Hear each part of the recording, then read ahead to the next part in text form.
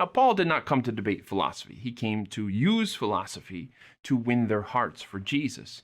But there was these ancient walls there between the Jews and the Greeks that Paul would have to break through if he wanted to build a bridge to them. So how did he do it? He did it in 4 ways, okay? The first way is very clear, may already be clear to you. The first step in Paul's plan of evangelism there in Athens is to meet his audience where they are. He did that by going to the agora, but he also is going to do that in what he said in his sermon. We talked yesterday about Paul's opening words in verse 22.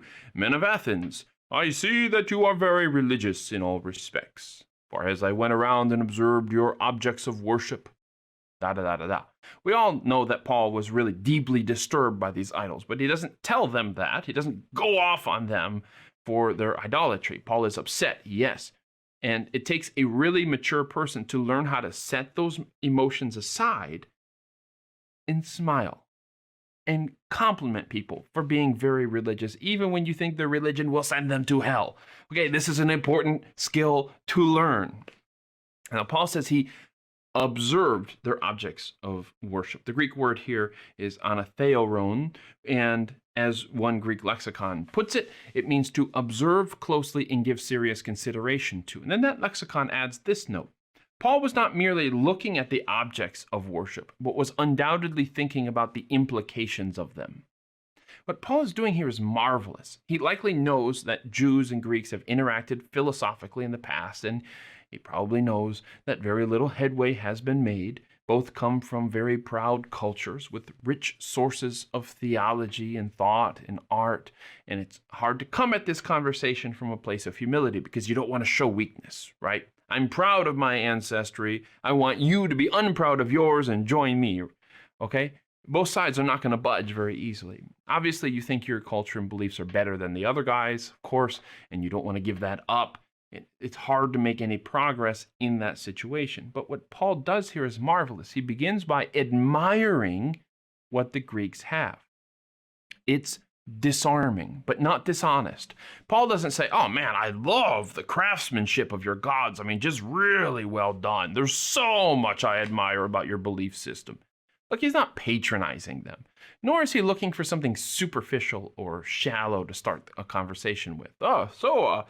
I see y'all got the new iPhone made out of granite. So much better than the one made out of marble, am I right? Paul's a genius, and I think the Spirit is really guiding him in this story. He compliments them in a way that they would feel honored by. You guys are very pious. You are truly serious about honoring your gods. Paul isn't approving of their idolatry. He's approving of their piety, and that's an important distinction. Sometimes you will encounter people who very obviously have made life choices you don't agree with. It reminds me of this commercial, this insurance commercial that's going around these days. And the premise of it is this expert is going to help you not turn out like your parents. And there's this scene where he walks a few of these patients through a store and they see somebody walking by with this crazy blue hair, and he holds them back. He holds his patients back. We all see it. But one of his patients just can't help himself. He just blurts out, blue hair.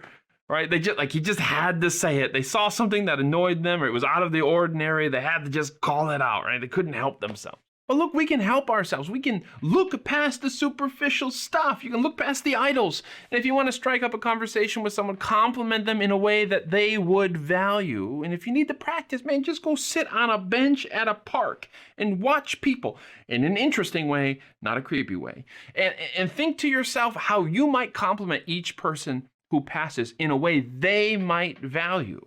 Meet them where they are, not just in terms of your physical location, but find a way to meet them in a way that matters to them. Chances are their defenses is up, they don't know you, right? The wall is there. So disarm them with a comment that shows you're listening, that shows that you're paying attention to what matters to them and that you care about them. So step 1, meet them where they are. You've humbled yourself by coming to them. You've disarmed them by showing that you care about them.